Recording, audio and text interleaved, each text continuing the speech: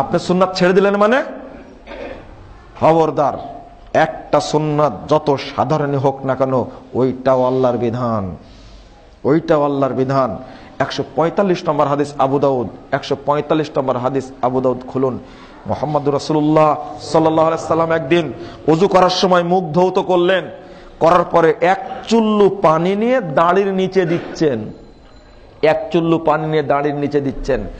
তখন রাসূল সাল্লাল্লাহু আলাইহি সাল্লাম দেখছেন যে সাহাবা কেরাম এক চুল্লু পানি দাড়ির নিচে দেওয়াটাকে হাদিসের ভাবটা এরকম যে হালকা মনে করছে।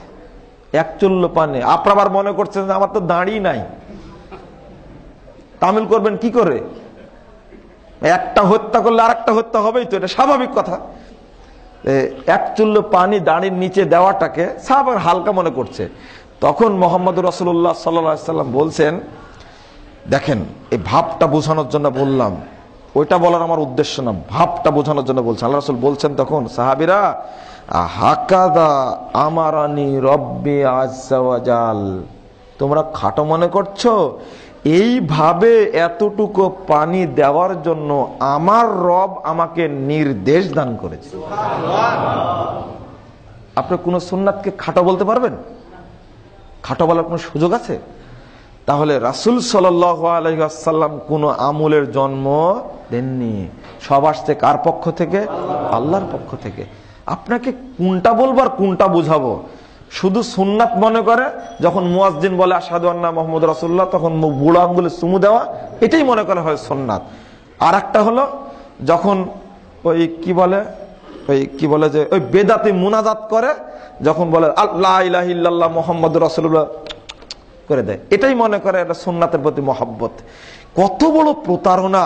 আল্লাহর নবীকে কত বড় যে অপমান করা, রাসূলকে কত বড় ভৎসনা করা, রাসূলকে কত বড় তাচ্ছিল্য করা, কল্পনাই করা যায় না।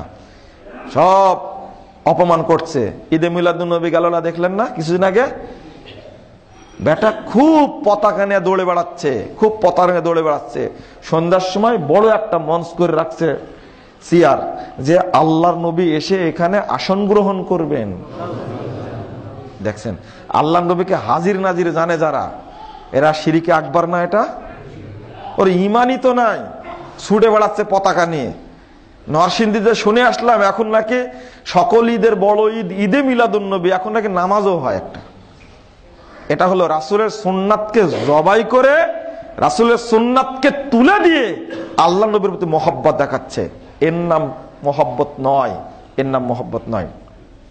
দেখুন, আমি দু একটা উদাহরণ দেই, আপনি কিভাবে মূল্যায়ন করবেন।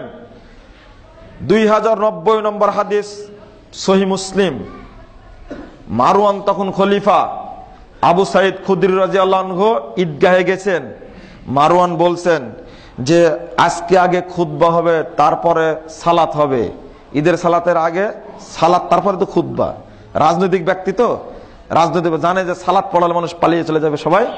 ও থিওরি অ্যাপ্লাই করলো, আগে খুতবা হবে তারপরে সালাত হবে। আর আজীবন যারা এই ফালতু রাজনীতির সাথে জড়িত, জনগণ তাদেরকে মূল্যায়ন করে না, এটা মারওয়ানি তার প্রমাণ। তখন আবু সাঈদ খুদরি, শ্রেষ্ঠ সাহাবীদের একজন, তিনি বলেছেন, না, ওয়াল্লাযী নাফসি বিয়াদিহি, ওই সত্তার কসম করে বলছে যার হাতে আমার প্রাণ রয়েছে, লা তাতুনা বিখাইরিন মিম্মা আলাম, লা তাতুনা বিখাইরিন মিম্মা আলাম, লা তাতুনা বিখাইরিন মিম্মা আলাম। এমন আমি যেটা জানি তাতে আপনারা সফল কাম হতে পারবেন না, আগে সালাত তারপরে খুতবা হবে। তখন মারওয়ান ধমক দিয়ে বলেছেন, থামুন, কতুরিকা মাতা আলাম, আপনি যেটা জানেন ওটা এই যুগে চলবে না, ওটা বাদ। কি বুঝলেন আপনি? এখন আর চলবে না, ওটা বাদ।